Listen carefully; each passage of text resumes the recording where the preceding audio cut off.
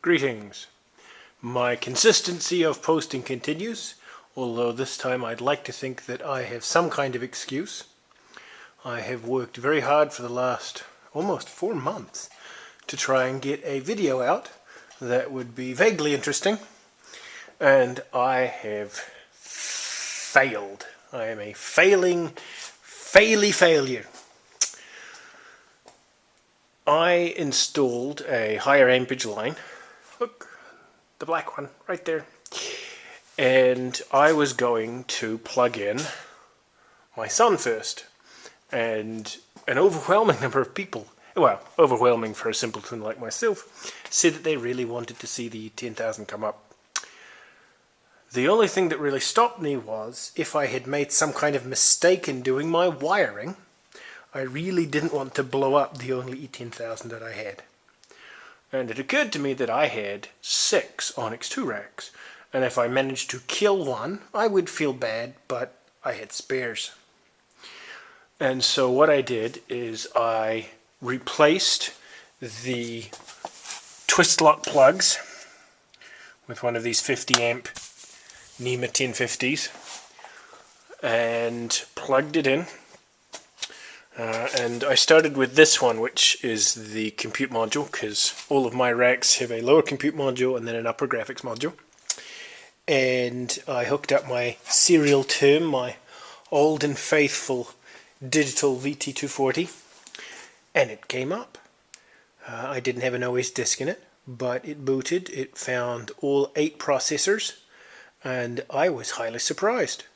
And so I tried a graphics module and it didn't work, and I tried another graphics module and it didn't work, and I tried another graphics module and it didn't work. And eventually though, I did find one that worked well.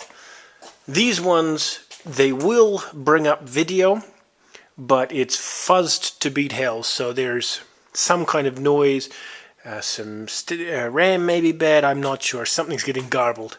But one of them gives a beautiful crystal clear image.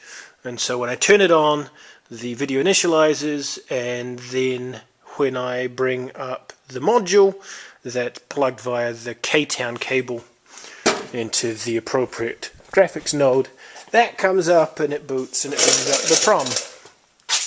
This is a K-Town cable, wrong graphics module, but that's where it goes. And I had the OS installed disk from my disk side Onyx2. And I brought it in here, and I slapped her in, and I fired it up, and it booted. It came up into Eric's. Unfortunately, I had the Windows system turned off, so I did a bit of fiddle farting around, but I managed to get, it's not CDE, that's the Sun one, 4DWM, the Eric's one, to come up. And I played SGI Doom, which comes by default installed in the OS. So Windows gets Minesweeper and Eric's gets Doom. And that pretty much tells you how cool this operating system is, but I digress. I even installed SGI Quake, and that played beautifully, and unlike Doom, it does properly take advantage of the OpenGL in the graphics module, so it was resizable on the screen. It ran faster than fast. It was wonderful. And I was very happy, and I thought that I'd come up with a video with all of these things hooked together, because, as you may recall, when you Cray-link the racks together on the router boards, you can connect the systems together, and it literally comes up as one system. So when the PROM comes up of what I thought would be, or should be, the last system to boot, it would find all the other systems, report all the processors, Eric's would come up, and it should have worked. And it kind of did.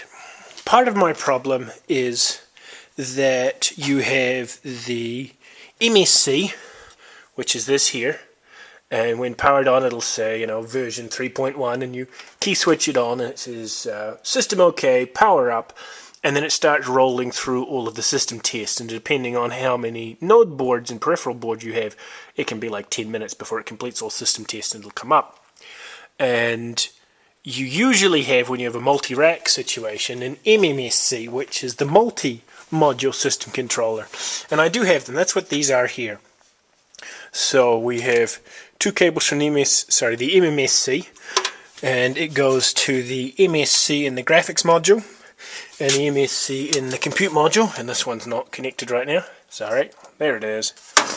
And so what would happen is, with all the MMSCs plugged in, you would plug it into the power outlet, the breakers would come up, and the MSC comes up, but the rest of the system stays down, and the MMSC comes up, and any of the MMSCs that have displays, the display lights up, and so you select boot, and it power sequences all of the modules, and it brings everything up in order so that you don't blow your breakers, and everything self-tests, and it picks the global master, which is the head node, and it runs from there. The only problem is that the MMSCs are known to have weak power supplies, and all but one of mine is blowing. That doesn't work. And it's not a 110 volt power supply, but a 220 volt power supply, because of course the racks are 220 volts. You can get them to run under 110, but the MMSCs are 220, because if you're going to have more than one module, it should be 220 volts. So I couldn't just put in like an ATX power supply. And you can do it if you do a bit of fiddling, as I've later learned, but why strip down, 5 of the damn things? Anyway, so what I had been doing was manually key switching. So I plug everything, I throw it into the mains, which, by the way, I'll tangent for a second. So I've got my 2 outlets over there, and I needed to plug 6 racks into it. So I built my own power strip out of these NEMA outlets. And so I have 6.3 here, and then these are the cores from the 6.3, which obviously I've stripped the sheathing off, and then daisy chained them like this. And it's not entirely kosher, but it would bring the system up. Now I have 6 racks, 4 outlets. What I was doing is each rack has its own PDU. And so I had the outer 2 racks connected to the PDU of the rack next to it, which gave me 4 plugs. Clip, clip, clip. You plug it into the main outlet, and there's an almighty clack as all of the MSCs and the breakers come on. And then I'd key switch them one by one on, and wait until it said that it was in its testing stage, key it on, and I'd work down the line until, in theory, the final node to come up would be the global master. And this is important because the global master needs to have the video hooked up to it. So the display 0, which is what the prom monitor will come up as, is connected to the right node, and the PS2 keyboard and mouse is on the right node. And this was okay when you have 2 racks, and it worked just fine when I had 3 racks. In fact, at one point I had all 24 processors up on these 3 specific racks, and it was glorious. And of course I wanted more, so I plugged in 3 more racks, and that's when everything went pear-shaped. So I'm trying to think of where to begin. So many horrible things have happened. The first time I had all of them plugged in, I had everything running, and it had been maybe 10 minutes, and all of a sudden that unmistakable electronics burning smell permeated the air. And of course I rushed and pulled the power out, and everything went quiet. And all of these have massive fans in it. The graphics modules have huge squirrel cage blowers at the bottom, and then these have 9 120 mm fans underneath each one, sucking air down and blowing it out.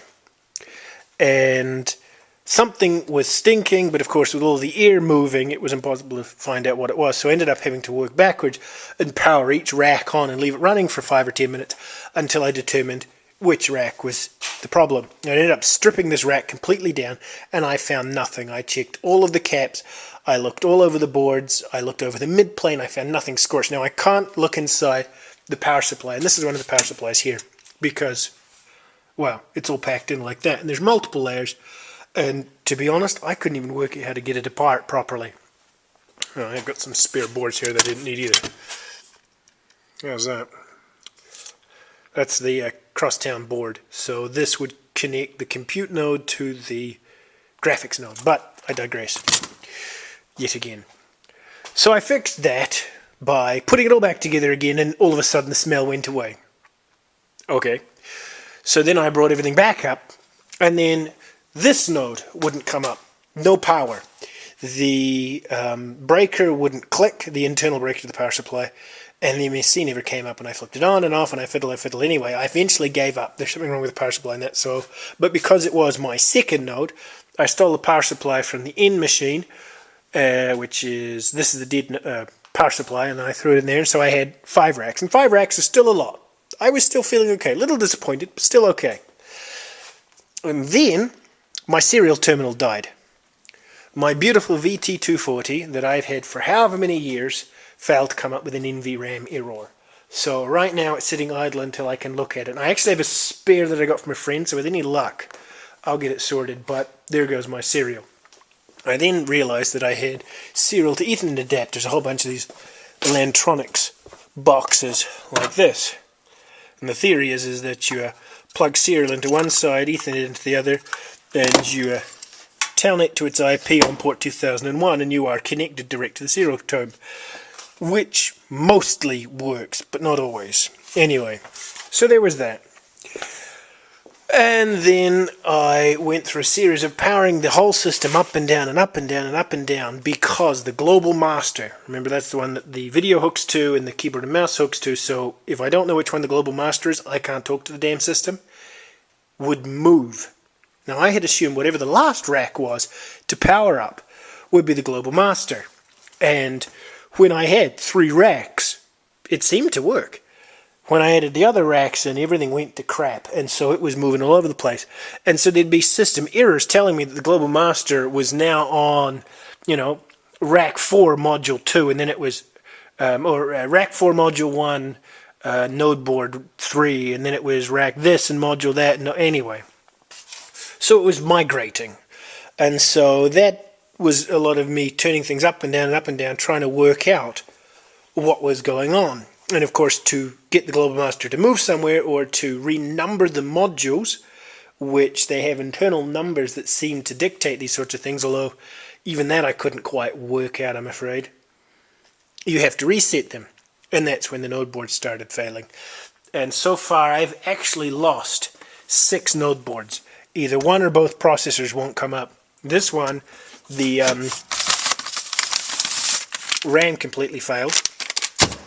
This one, the number 3 CPU, the second CPU on the board, and it was in the second slot, so that made it the number 3 CPU.